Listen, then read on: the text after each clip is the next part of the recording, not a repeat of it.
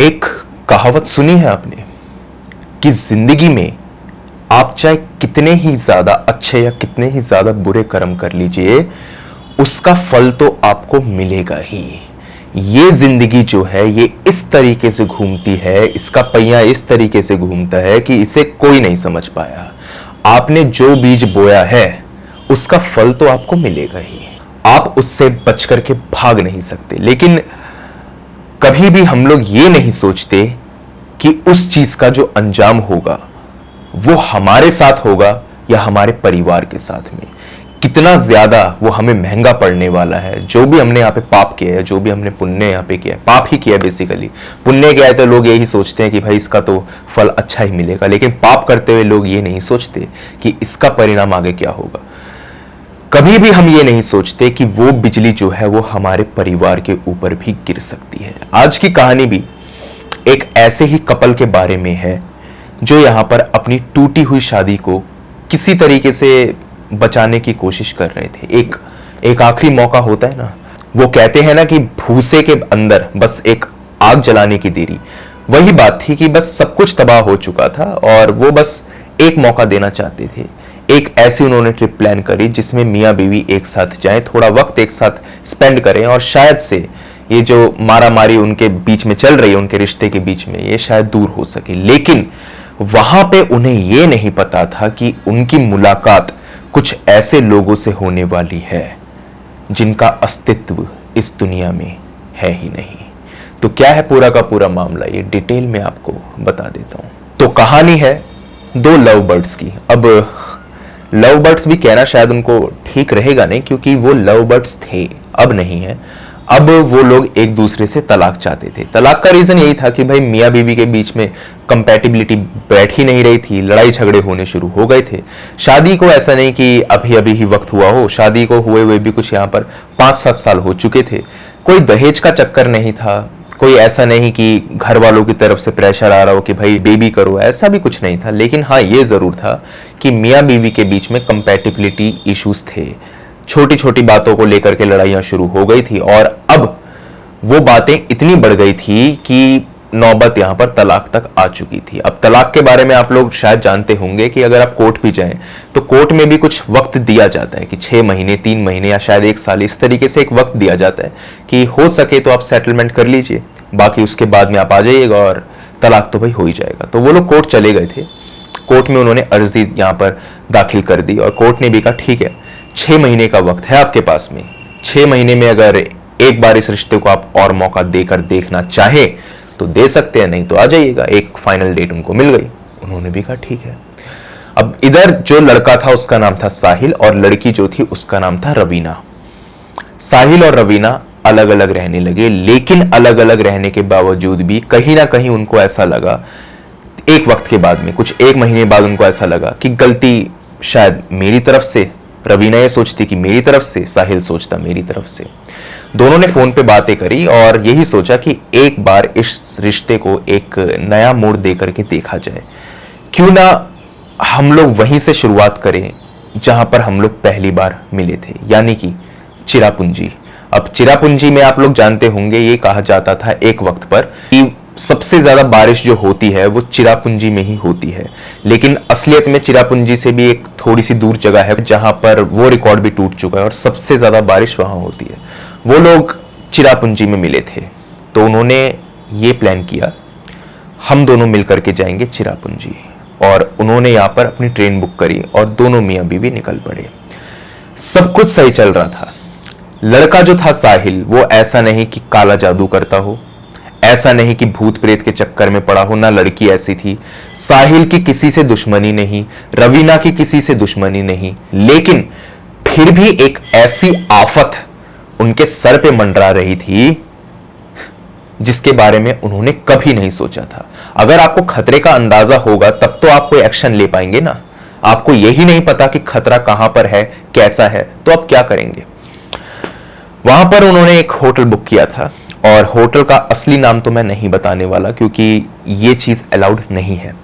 तो होटल का नाम जो था वो था रेड स्टार लाइन करके होटल था और उन्होंने वहां पे अपना रूम बुक किया था। ट्रेन से वो उतरे, और यहां पर साहिल ने मैनेजर को कॉल करा। मैनेजर ने कहा हाँ जी सर, पहुंच गए आप? उसने कहा हाँ। तो मैं लड़का भेजूं या फिर आप आ जाएंगे, क्योंकि बारिश काफी तेज थी, चिरापुंजी का मौसम आप लोग समझते ही हैं। तो उसने कहा नहीं नहीं, आप प्रॉब्लम में मत पड़िए, हम लोग आ ही जाएंगे। साहिल ने सोचा मौसम बारिश का है और रवीना के साथ में अगर मैं जाऊंगा तो शायद से ये जो दूरियां हैं थोड़ी कम भी होंगी। दोनों ही अपनी तरफ से यहाँ पर दूरियों को कम करने में लगे थे। कुछ यहाँ पर 5-7 मिनट बीते होंगे। दोनों मियाँ बीवी पहुंच गए रेड स्टार लाइन होटल के बाहर। होटल में वो लोग घुसे तो होटल में गेस्ट्स ज्यादा नहीं थे, गेस्ट्स थे बट इतने नहीं थे। तो उसने मैनेजर से पूछा भी सर मेरी आपसे बात हुई थी? उसने कहा आप साहिल साहब हैं? उसने कहा हाँ जी मैं साहिल हूँ। हाँ जी सर, आपकी मेरे से बात हुई थी, आपका जो रूम है वो बुक हो रखा है। साहिल ने पूछा कि यहाँ पे कपल वगैरह क्यों नहीं? उसने कहा सर बस पता नहीं, अब यहाँ का मौसम समझ लीजिए या फिर ये वक्त वैसे ही जून जुलाई का है, तो इस वक्त पे तो पूरी इंडिया में ही बारिश हो रही होती है नॉर्थ साइड पे, तो लोग इधर थोड़ा कम ही आते हैं, बाकी कोई इशू नहीं है, आप आ जाइए। उसने जाते जाते साहिल से कहा सर आप खाना बुक करवाएंगे क्या? साहिल ने कहा हाँ भी, मैं कमरे में जा करके आपसे बात करता हूँ।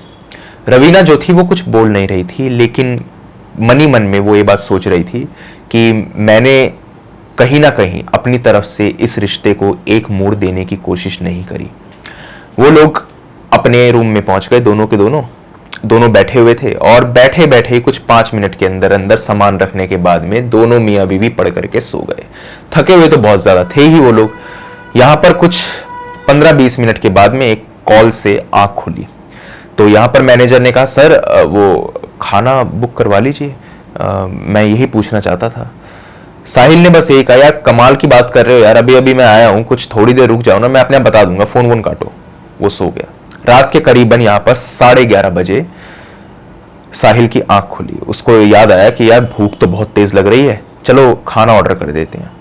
उसने मैनेजर को यहाँ पे कॉल की। मैनेजर ने कहा सर दरअसल इस जगह की जो किचन है वो रात के 9 बजे बंद हो जाती है, क्योंकि रात के 9 बजे यहाँ पर जो अंधेरा है वो काफी घना हो जाता है और हमारा स्टाफ जो है वो चला जाता है। तो साहिल यहाँ पर बहस करने पे उतर आया कि भाई इतना बढ़िया तुम्हारा होटल है और ये सारी चीजें तुम्हारे यहाँ पे है नहीं, और ऐसी स्टाफ कैसे चला गया? उसने ये कहा सर होटल बढ़िया होने से सब कुछ थोड़ी होता है, होटल में रहने वाले लोगों की भी तो कदर करनी चाहिए। साहिल ने कहा क्या मतलब? ये बात साहिल को अभी समझ में नहीं आ रही थी। साहिल ने कहा ठीक है। उसने रवीना को कहा देखो अब देर तो काफी हो चुकी है, एक काम करते हैं बाहर चलते हैं, बाहर जाकर के कुछ खा लेंगे। रवीना के पास में लेस का पैकेट पड़ा हुआ था, उसने वो पैकेट खोला और उसको खाने लगी। साहिल इधर वॉशरूम चला गया। लेस का पैकेट खा करके उसने कोने में फेंक दिया।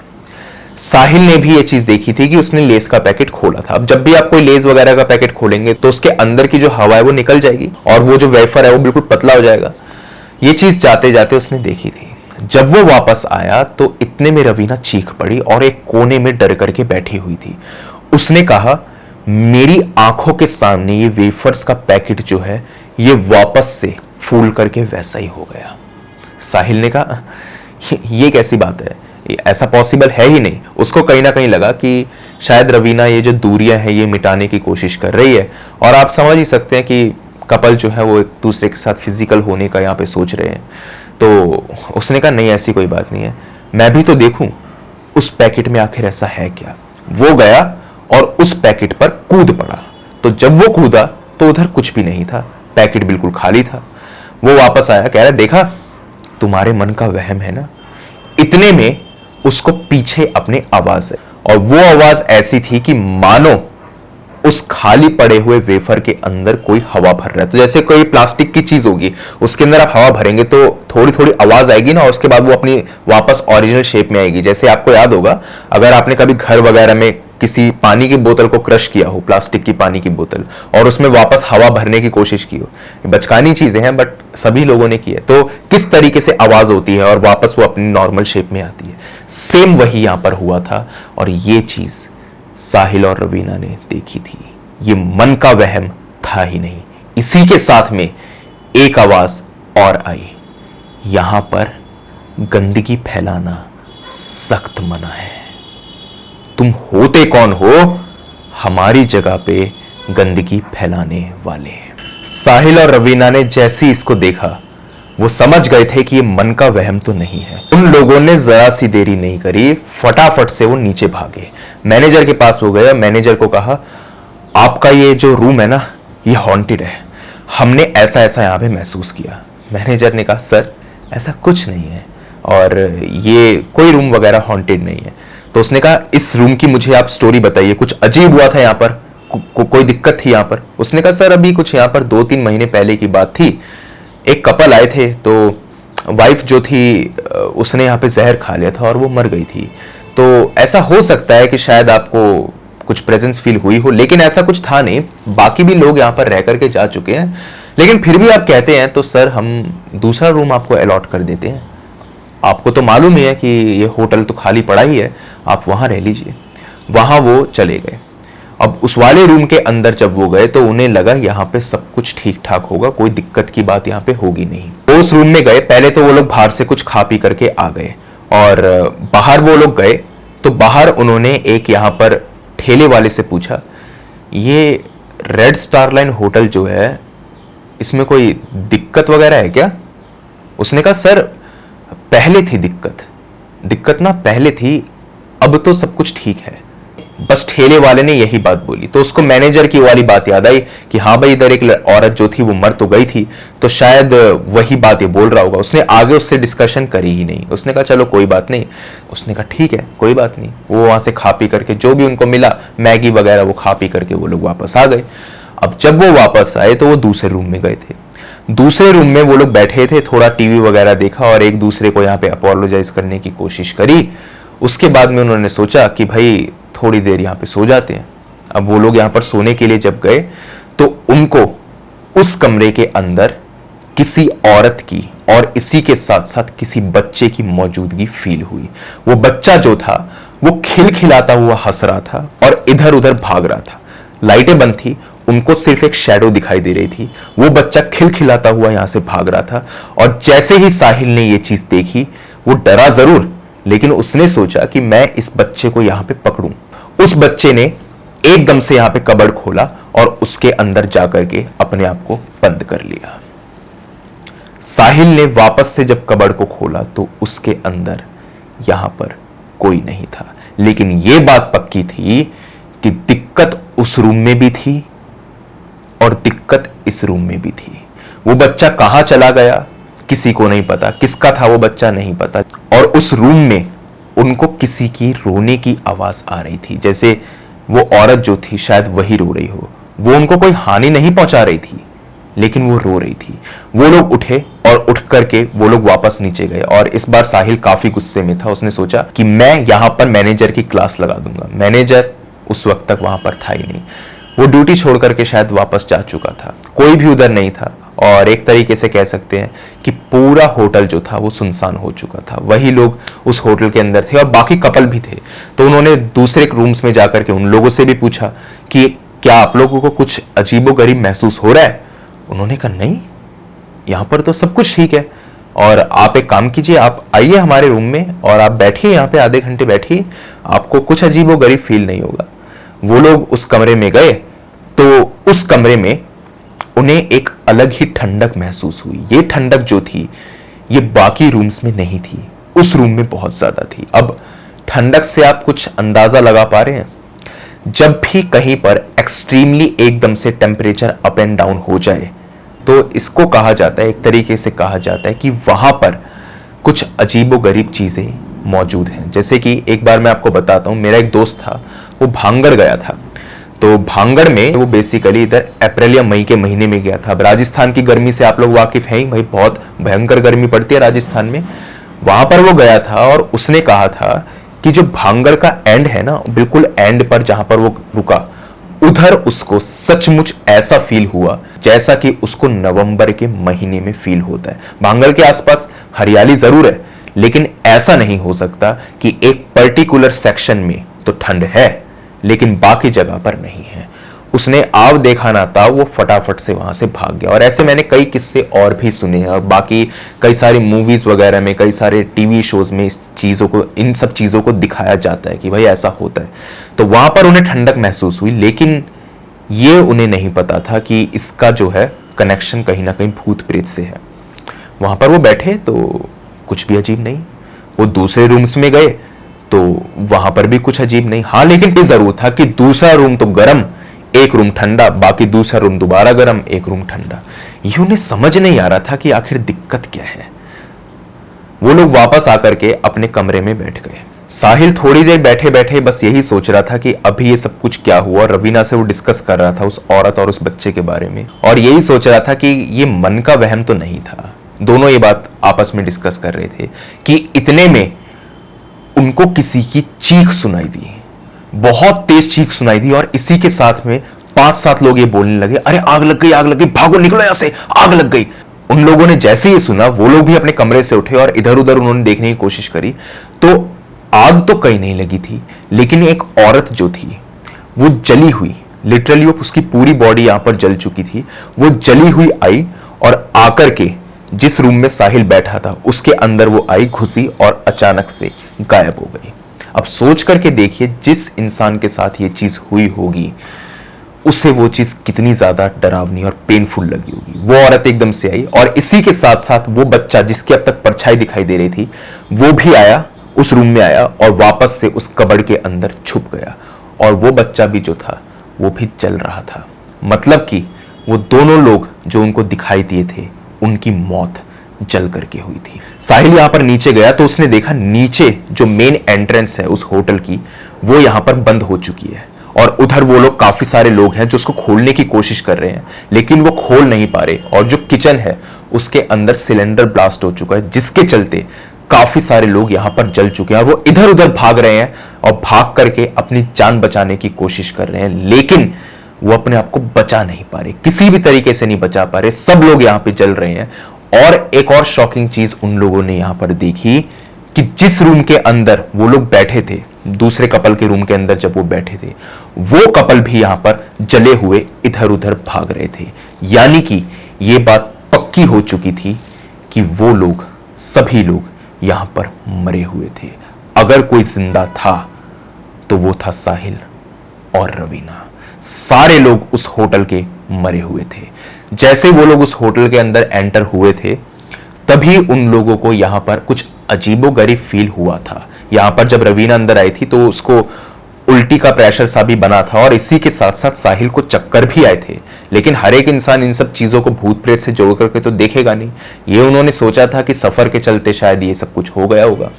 अब कमाल की बात इधर क्या है कि वो जो आग थी ना, उसकी तपिश उन लोगों को महसूस नहीं हो रही थी। और ऐसा भी नहीं था कि वो आग ऐसी हो कि बहुत कम हो और उसके अंदर वो लोग जल ना पाए हो। उनके आसपास की दीवारें जल गई थी सारी की सारी, लेकिन वो लोग जो यहां पर थे वो जल नहीं रहे थे। उन लोगों ने सोचा यहां से जाना अभी मुमकिन नहीं है, हम लोग किसी रूम में जाते हैं और उस रूम में जाकर के हम लोग छुप जाते हैं। सारे रूम यहां पे जल चुके थे एक्सेप्ट उनके रूम के। वो अपने रूम में गए और वहां पे छुप गए। वहां पर जब वो लोग छुपे तो यकीन मानो, उन्हें कुछ यहां पर 15 से 20 लोग दिखाई दिए जो मरे हुए थे। वो सारे लोग अब परछाई नहीं थे, वो सारे लोग उनके सामने खड़े थे। साहिल को तो होश ही नहीं आया, साहिल तो यहां पे बेहोश हो गया। साहिल को तो याद नहीं इसके साथ में क्या हुआ, लेकिन रवीना को याद था कि उसके साथ क्या हुआ। रवीना को उन भूतों ने ये कहा, बचने की कितनी ही कोशिश कर ले ये का मतलब साहिल, कितनी ही कोशिश कर ले ये बच नहीं पाएगा। तू इसकी मौत अपनी आंखों से देखेगी। रवीना ने यह चीज देखी थी कि साहिल ने कभी किसी का बुरा नहीं किया। वो ऐसा भी नहीं कि करप्ट इंसान हो, किसी की मौत का तमाशा देखे या उसके जो इधर मुजरिम हैं उनसे पैसा लेकर के केस को रफा दफा करने की कोशिश करे। क्योंकि उनके फादर जो थे वो कलेक्टर थे, तब भी उसने कभी ऐसा नहीं किया।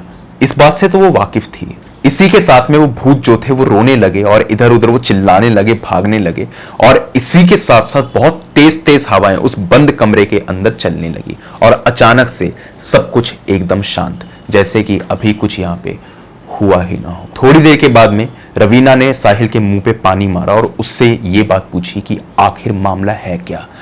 कौन थे वो लोग और ये बात क्यों कह रहे थे? साहिल को खुद नहीं पता कि वो लोग कौन थे। उसने कहा मैं तो खुद पहली बार इस होटल में आ रहा हूं और मैंने तो कभी किसी का कुछ बुरा किया नहीं और मुझे तो कोई ऐसा इंसिडेंट भी याद नहीं जिसके चलते ये सब कुछ हो, और ये लोग मुझे मारना क्यों चाहते हैं मुझे ये भी नहीं पता। उसने यहां पर रवीना को कहा, रवीना हमारे पास वक्त बहुत कम है, ये लोग हमें मार डालेंगे, हम लोगों को यहां से किसी भी तरह निकलना है। उन लोगों ने सोचा कि कोई यहां पर खिड़की वगैरह होगी, कोई दरवाजा होगा जिसको तोड़ करके निकला जा सके। अब जिस रूम में वो थे उधर भी खिड़कियां थी, लेकिन अब जब दूसरी बार वो लोग एंटर करे थे ना उस रूम के अंदर, तो वहां पर सिर्फ दीवारें थी, वो खिड़कियां थी ही नहीं। अब ये कैसे हुआ ये किसी को नहीं पता। वो लोग यहां से निकलने लगे कि इतने में एक शायद 7 या 8 महीने की प्रेग्नेंट वुमेन उनके पास लंगड़ाते हुए चलते हुए आई। उसका जो पैर था बेसिकली वो यहाँ पे घायल हो चुका था। वो लंगड़ाती हुई आई और उसने कहा मुझे बचा लो, मुझे बचा लो, मैं यहाँ पे जल के मर जाऊंगी, मुझे बचा लो। उसने कहा आप कौन है और आपके साथ में क्या हुआ, आप मुझे बताइए। इससे पहले कि वो कुछ बोल पाती, इतने में जो छत थी वो उसके सर के ऊपर गिरी और वो औरत वहीं मर गई। और उसके बाद में सिर्फ आवाज आ रही थी तो उसकी हंसी की, और वो भी ये बात बोल रही थी कि तू यहां से बच करके वापस नहीं जा सकता। साहिल और रवीना इधर उधर भागने लगे, उन्हें कुछ समझ नहीं आ रहा था कि क्या हुआ। अचानक से जो उसका मेन गेट था उस होटल का वो खुला।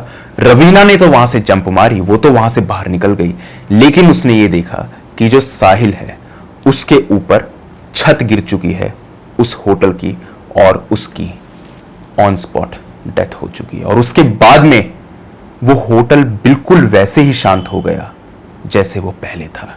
कोई इस वक्त पर देख कर के ये नहीं कह सकता था कि ये होटल जला हुआ था और इस होटल के अंदर ये सब कुछ इन दोनों लोगों ने देखा है, लेकिन ये सब कुछ रवीना ने देखा। रवीना वहीं बेहोश हो गई, उसे कुछ होश नहीं। सुबह कुछ लोग आए, उन्होंने उसको उठाया और उन्होंने कहा मैडम आप यहां पे क्या कर रही थी? रवीना ने पूरी स्टोरी बता दी और उसने कहा मेरे हस्बैंड यहां पर थे और उनको यहां पर जाकर के ढूंढो। लोग अंदर गए, लोगों ने उसकी डेड बॉडी को निकाला, सचमुच वो मरा हुआ था। उसने कहा आपके हस्बैंड कैसे मरे? तो उसने कहा यहाँ पे छत गिरी थी और वो पूरा आग वाला इंसिडेंट उसने बता दिया। लोगों ने कहा आज से 5 साल पहले ठीक यही इंसिडेंट इस होटल में हुआ था और इसके चलते इस होटल के जितने भी लोग थे वो मर चुके थे, लेकिन आप लोग इस होटल में घुसे कैसे? तो उसने बताया हमने मैनेजर से ऐसे ऐसे बात करी थी फोन पे और उसने कहा था रेड स्टार लाइन होटल में आ जाइए। उसने कहा madam red star line hotel है तो सही, वहां के लोकल लोगों ने कहा, लेकिन उसकी दूसरी ब्रांच है वहां पर, आप यहां पर कैसे आ गए? उसने कहा उसकी तो कोई दूसरी ब्रांच है ही नहीं, हम लोगों ने देखा था और हमें तो मैप्स के अंदर बस यही लोकेशन दिखा रहा था। उसने कहा पॉसिबल ही नहीं है। जब मैप खोल करके देखा गया तो रेड स्टार लाइन होटल की 2 लोकेशंस यहां पर दिख रही थी। दूसरी लोकेशन शायद उन्होंने देखी ही नहीं थी, या कह सकते हैं कि कल जो उनकी नियति में लिखा था वो तय था। वो लोग इसी होटल में आकर के रुके थे। तो यहां पर साहिल के पेरेंट्स को भी इन्फॉर्म किया गया और वो लोग भी यहां पर आ गए और सारी बात उन्हें बता दी गई। साहिल के पापा ने कहा वो खुद इस चीज को देख करके बहुत ज्यादा शॉक्ड थे कि आखिर साहिल इस होटल में गया कैसे। तब रवीना को लगा कि दाल में कुछ तो काला है। उसने अपने ससुर से पूछा कि पापा आप कलेक्टर थे ना यहाँ के, आखिर मामला क्या था आप मुझे बताइए। तब उसने बताया कि आज से 5 साल पहले, रिटायरमेंट से पहले की बात है, ये होटल जो था इसके अंदर यहाँ पर ब्लास्ट हो गया था। इसकी किचन जो थी वो कंप्लीटली यहाँ पे डिस्ट्रॉय हो गई थी और उसी के साथ साथ जितने भी लोग थे, कुल मिलाकर के इस होटल के अंदर 22 लोग थे। वो 22 लोग जो थे वो मर चुके थे और उनके केस को रफा दफा करने के लिए इसने रेड स्टार लाइन होटल के मालिक से बहुत यहां पर करोड़ों रुपए उठाए थे और बाद में इसने सारा का सारा ब्लेम जो था वो नौकरों वगैरह पर लगा दिया और कहा कि भाई उनकी यहां पर जो थी गलती वगैरह थी और उनकी गलती की वजह से ऐसा हुआ था, ताकि कल को उस आदमी को यहां पे कंपनसेशन ना देना पड़े। और इसी के साथ साथ उस होटल के अंदर एग्जिट पॉइंट्स वगैरह भी ज्यादा नहीं थे, सिर्फ एक मेन एंट्रेंस थी, वहीं से एग्जिट, और इसी के साथ साथ कोई फायर अलार्म वगैरह भी नहीं था, जबकि वो होटल बहुत बड़ा था। इसीलिए आपने ये चीज नोटिस करी होगी कि जब उन लोगों ने यहाँ पर आग लगते हुए देखी थी तो उन्होंने ये चीज देखी थी कि पानी कहीं पर भी नहीं बरस रहा था। नहीं तो इतने बड़े होटल के अंदर फायर अलार्म वगैरह होते हैं और किसी तरीके से एक्सटिंग्विशर की मदद से या किसी भी तरीके से एटलीस्ट उस चीज को बढ़ने से तो रोका जाता है। तो यहां पर होटल का जो ओनर था उसकी बहुत बड़ी गलती थी। मैनेजर वगैरह सारे मर चुके थे और उसने यहां पर उससे पैसे लिए। तो उस लड़की ने कहा वो आदमी कहां पर है जिसका ये होटल था। तो यहां पर उसके फादर को भी नहीं पता था वो आदमी कहां चला गया। हाँ, उसकी दूसरी ब्रांच तो थी रेड स्टार लाइन होटल की, और वो ब्रांच जो थी वो उसका भांजा चला रहा था बेसिकली, क्योंकि वो आदमी जो था वो यहाँ पर अकेला ही रहता था, उसकी फैमिली वगैरह थी नहीं। तो जो भी प्रॉपर्टी वगैरह इनहेरिट करी थी वो उसके भांजे नहीं करी थी, वो दूसरे यहाँ पर होटल को चला रहा था और उसके अंदर थे सारे सेफ्टी मेजर्स।